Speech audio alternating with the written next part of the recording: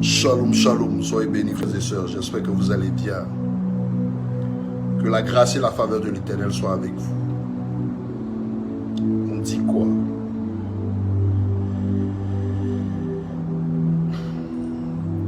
J'ai pas assez trop de temps, mais je vais vous donner un petit message. Qui se souvient de l'histoire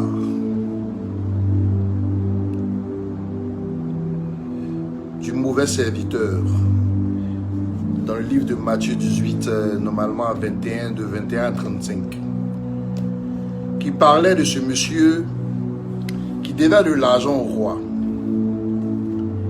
Et le roi lui a pardonné. Et lorsqu'il est sorti de la cour du roi, il a croisé un monsieur qui lui devait de l'argent,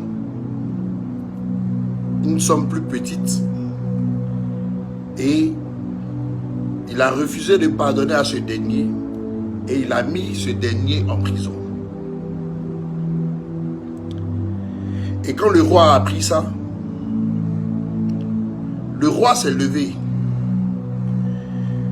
a fait chercher ce monsieur et après s'est occupé de lui. Je vous conte cette histoire, pourquoi? Parce que j'ai vu sur les réseaux sociaux et j'ai gardé le silence pour voir quelle serait la sentence de ce jeune homme qui souhaitait être président de la jeunesse, président de la Côte d'Ivoire, ce Jean Kouassi,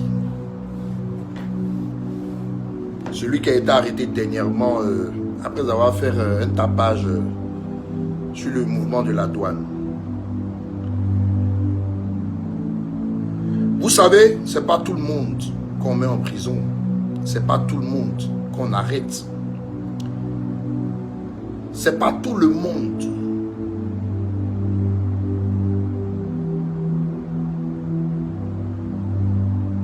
à qui on fait du mal. Vous êtes un gouvernement dont seulement vous êtes des rebelles. Vous avez endeuillé de nombreuses familles en Côte d'Ivoire. Vous avez tué presque une personne dans chaque famille en Côte d'Ivoire pour être au pouvoir dans lequel vous êtes. Vous êtes des gens qui aimaient le vol, qui aimaient la corruption. Vous êtes des personnes qui vivaient dans l'argent sale, qui volaient le peuple. Vous êtes des personnes qui passaient votre temps dans le mensonge, à mentir. Le mensonge là, c'est une gangrène pour vous. Vous êtes des personnes qui ne connaissaient pas la honte. Mais le Dieu qui est dans le ciel, étant un Dieu de compassion, vous regarde avec amour, pensant que vous allez changer. Sous l'œil de Dieu. Parce que vous pouvez cacher ça aux hommes. Mais Dieu qui est dans le ciel, qui voit tout, qui sait tout, qui connaît tout. C'est lui qui dit qu'il voit une fourmi noire sous une pierre noire dans l'obscurité totale à œuvrer. Qui vous voit dans vos nombreuses bêtises, dans vos nombreux péchés accumulés. Celui qui vous voit dans vos sacrifices humains. Celui qui vous voit en train de comploter pour tuer vos frères. Celui qui vous a vu en train d'empoisonner un bac, en train d'empoisonner Ouattao, en train d'empoisonner le père Henri Konan Bédié. Celui qui vous voit tous les jours en train de comploter pour essayer de tuer le président Laurent Gbagbo. Celui qui vous voit en train de tuer plusieurs personnes dans la nation. Celui qui vous a vu en train de tuer le deuxième de la police pendant même les élections que vous avez abattu en pleine rue au plateau. Celui qui vous voit en train de tuer les chefs de service de police quand ils sont sur vos traces. Celui qui vous voit en train d'enfermer des familles entières dans des prisons, celui qui vous voit en train de tirer sur un peuple désarmé, celui qui vous voit en train de martyriser un peuple, ce Dieu-là vous a pardonné. Ce Dieu-là vous laisse encore dormir dans l'opulence, de peur que la mauvaise herbe que vous êtes, à l'apparence royale, devienne de la bonne herbe qui devient humble, dans lequel vous allez retirer cette mauvaise manière de vie en vous. Vous avez enfermé plein de personnes, vous avez tué plein de personnes, mais le Seigneur vous a pardonné. Mais vous avez pris ce jeune homme-là, vous avez osé l'enfermer. Celui-là, vous pouvez le chicoter un peu, le mettre là pour lui dire, toi, à partir d'aujourd'hui, si on te voit sortir pour parler, l'effrayer, pour le déposer. Est-ce que tout est utile dans la violence? Vous l'avez soulevé, vous l'avez jeté en prison. Vous l'avez pris, vous l'avez jeté en prison. Tous les jours, je vous dis que vous êtes en train de creuser votre tombe. Et ça, c'est encore une goutte de trop. Parce que vous êtes méchant, vous êtes mauvais. Et pendant ce temps, vous êtes en train de faire encore des luttes. Pendant que le monsieur est vivant, vous cherchez celui qui va le, comment on appelle ça, le remplacer. Et il aura encore une cadence de mort au niveau même de votre propre parti. Parce que c'est tout ce que vous savez faire. Quand vous vous exprimez qu'on ne vous écoute pas, c'est la mort. Le pauvre monsieur Bitogo, vous allez chercher à le tuer encore. Vous allez chercher à tuer ses soutiens. Et le pauvre jeune là, vous n'avez même pas honte. Madame Anne Loto, vous êtes en train de manger chez vous. Votre forme de gros porc là, vous êtes assise là-bas avec votre visage, on dirait Michelin là. Vous êtes assis chez vous, en train de manger avec des cuillères dorées avec vos enfants. D'ailleurs, même elle n'a même pas d'enfant celle-là. Avec vos cœurs durs là. Et puis les enfants des gens sont en train de pourrir en prison, en train de périr en prison. Parce qu'aujourd'hui, vous êtes la loi. Parce que vous avez le pouvoir. On peut être méchant comme ça. Et ce qui est mauvais dans ce gouvernement-là, il n'y a personne parmi vous, entre vous là, qui allait vous donner conseil un jour, essayons d'être gentil un jour pour surprendre la nation. Tout ce que vous faites est mauvais. Tout ce que vous faites est méchant. Cette parole que je viens de vous donner là, de celui qui devait le roi, et le roi a pardonné, et dès qu'il est sorti, celui qui lui devait un peu d'argent là, il a pris pour le foutre en prison là. C'est ce qui va vous arriver. Moi Dieu il me donne pas des histoires payées, il faut me donner des histoires. Il ne me parle pas payé, il faut parler. Vous avez remarqué ici, j'avais fait une vidéo quand les petits djoulas du RHDP m'insultaient pendant les élections. J'ai prononcé une parole. J'ai dit, vous les musulmans là, je vous maudis. Vous là, vous allez devenir chrétiens en bris. C'était la parole d'un prophète. C'était une prophétie qu'il avait lancée. Vous voyez qu'il y a un jeune qui est sorti de nulle part. Un jeune musulman qui est sorti de nulle part. Qui est en train de descendre tous vos imams. Vous commencez à lever les écailles des yeux. Je vois les commentaires maintenant des musulmans. Vous allez devenir chrétien en bris. C'est ça on appelle un prophète. Quelqu'un qui dit. Et ça vient en accomplissement.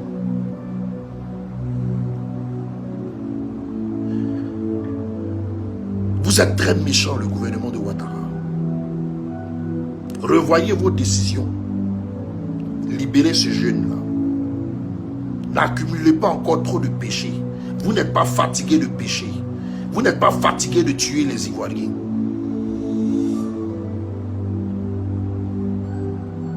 Vous n'êtes pas fatigué.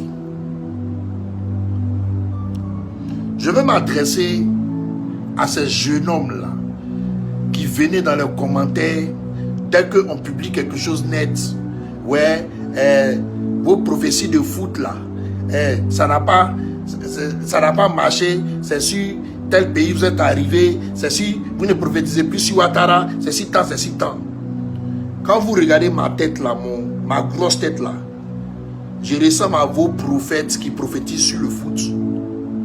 Je ressemble à vos prophètes qui prophétisent sur le foot. Moi-même dans ma vie là, j'ai jamais joué ballon. Je ne sais pas comment on joue ballon. Même tirer ballon là, je ne sais pas faire. La Bible nous dit, en 1 Jean 2,15, n'aimez pas le monde ni les choses qui sont dans le monde. Car celui qui aime les choses du monde n'a point l'amour du Père en lui. Et le foot là, c'est le monde, c'est la distraction. Regardez ceux qui jouent au foot en Europe, regardez comment ils ont de l'argent, ils ont de la gloire. Regardez comment ils ont de la gloire. Vous pensez que Dieu il est dans ses pètes de temps. Vous pensez que Dieu il est dans le foot. Vous pensez qu'un vrai serviteur de Dieu a le temps d'aller s'asseoir en maillot pour regarder les choses du monde. Prenez toutes les heures de la CAN. Si vous la mettez en prière, si vous prenez ce temps pour aller prier pour des malades dans les hôpitaux, beaucoup trouveront la guérison. Et c'est l'âme de l'homme qui est important. Vous vous êtes levés tous. Dieu vous a donné des prophéties sur la nation. Vous avez fermé votre bouche. Vous voulez venir prendre le nom de ce Dieu que vous n'avez pas honoré quand il avait besoin de vous pour venir parler sur la CAN. Je peux dire que c'est à cause de vous, ces prophètes-là, que la Côte d'Ivoire n'est pas allée loin. Parce que vous avez voulu mentir. Vous avez voulu dire des choses du plaisir par le nom de Dieu qui ne vous a pas envoyé. C'est pour ça qu'il vous a rendu menteur. Même si on devait avoir la victoire, il a transformé ça en mensonge. À cause de vos bouches. Un prophète là, ça s'assume. Un prophète là, ça ressent les compassions de Christ. Et pour celui qui prie réellement, quand tu sens les compassions de Christ, Jésus là, il a toujours mal. Parce que le monde va mal. Il a toujours mal. Parce que le monde là n'avance pas comme il se doit. Il a toujours mal. Parce qu'il voit que ses enfants sont piégés dans les églises. Par des pasteurs véreux. Par des manipulateurs. Un prophète qui prie, il n'aura même pas le courage de se lever et ouvrir sa bouche pour dire que Dieu m'a donné pronostic sur le ballon. Parce que le foot là, c'est le monde. Quand vous finissez de gagner, un pays gagne. Quand vous sortez dans la ville, quelle est la première chose que vous faites? C'est la boisson. C'est la drogue. C'est les cigarettes. On se dit on est dans le show. C'est les danses. Vous pensez que Dieu est dans ça?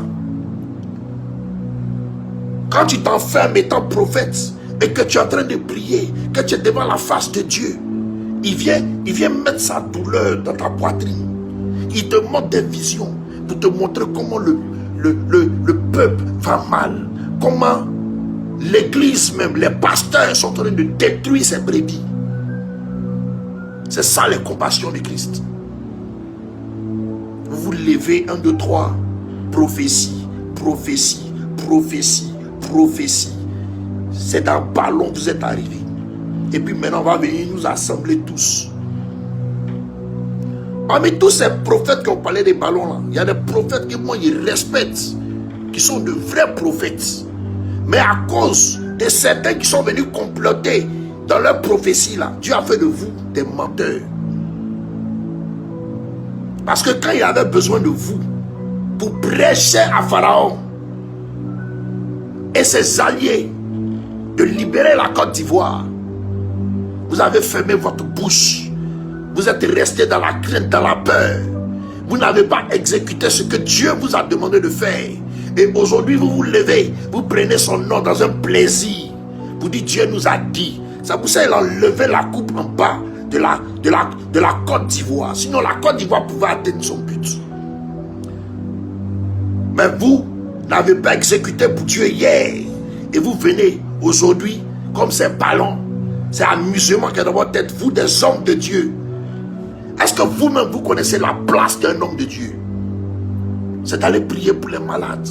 C'est pas vos églises où vous êtes assis, tout le monde est bien portant. Chaque dimanche, chacun c'est ça. Et puis on vient, ça pour faire cotisation, on fait quête, on compte, on voit le revenu a été 12 millions, 15 millions, 20 millions. Aujourd'hui là, ça a été faible, prêcher sur la dîme. Tout ça pour racketter l'argent des gens. C'est pas ce que Dieu recherche. Dieu a besoin des hommes de Dieu qui, quand ils prennent les quêtes là, ils savent qu'il y a des gens qui sont couchés dans les hôpitaux. Si on prie pour eux, qu'on accompagne avec des ordonnances, ils vont trouver la guérison. C'est ce que Dieu recherche. Donc s'il vous plaît, vous là, ne me mêlez pas à vos pasteurs là, vos prophètes là, à deux balles là. Ne me mettez pas dans le sillon. Voilà. Et ça, je tenais à vous le dire. Il y a des grands prophètes en Côte d'Ivoire qui sont là-bas, qui ne parlent pas. Franck Mahi, moi je le respecte, c'est un grand prophète. Et si vous écoutez bien, il a parlé de la CAN. Il a parlé qu'on appelle ça, de la Coupe du Monde dans sa prophétie. Donc c'est quelqu'un que je ne mets pas dans les trucs. Il y a de grands prophètes en Côte d'Ivoire. Mais il y a une génération là. Vous êtes sortis plein sur les réseaux sociaux. Vous pensez que c'est quand Dieu parle? Vous pensez qu'on ouvre la bouche quoi?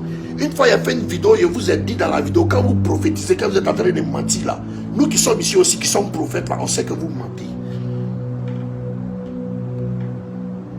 Il a dit à tout le monde, de toute façon les prophètes sont sortis ici à faire des ballons là. Le ballon va se gâter.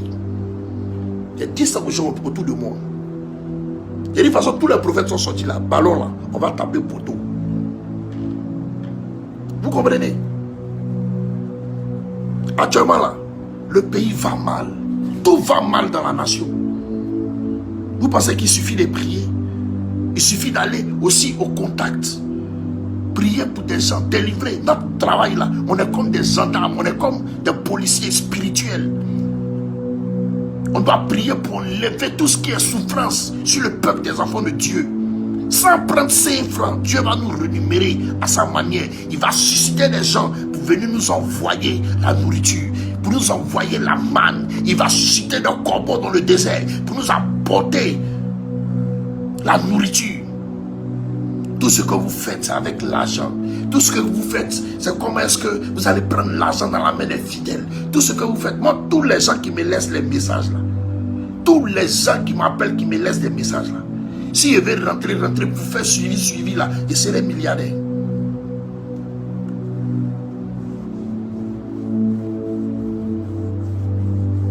Actuellement, la Côte d'Ivoire va mal. Au lieu de vous concentrer pour chercher comment est-ce qu'on va aider le peuple, il y a tel secteur qui est là, qui ne va pas. C'est prophétie sur ballon, vous partez faire. Et puis tout le monde vient nous assembler. Moi, je ne suis pas dedans. Hein. Moi, je ne regarde pas ballon. Demandez à tout le monde, ils vont vous dire, quand les gens sont en train de jouer ballon, moi, c'est ailleurs. Il n'y a pas ce temps-là. Voilà. Maintenant, merci à tous les frères qui ont partagé mes posts concernant le capitaine Ibrahim Traoré. Il a reçu mon message. Il a reçu mon message. Et il a reçu mon message. Bientôt, je serai au Burkina. Je vais aller saluer l'AES. Si ce portez-vous bien. Et shalom.